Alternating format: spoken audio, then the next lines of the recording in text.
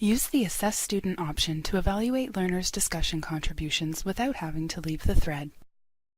This tutorial shows how to assess learners' discussion contributions without leaving the thread. From the Discussions list, click the topic you want to assess. When viewing a discussion topic, the properties are listed together following the topic's name, including the availability and locking details set by the instructor.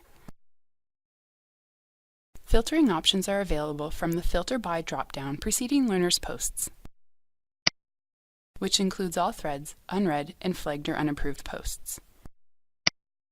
Click the topic you want to assess. Click the Threads context menu and select Assess Student. Note: Assess Student only appears when a topic has an associated grade item. The topic score details display. From here, you can review the number of posts made by the learner and enter the learner's score for the discussion topic. If the Assess with Embedded Rubrics feature is enabled, the rubric will also display for grading purposes.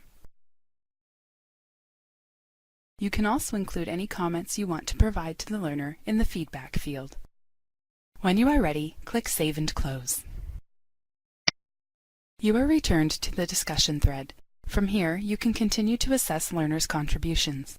Click the context menu for a learner who has replied to the thread. Then select Assess Student to continue with your evaluation.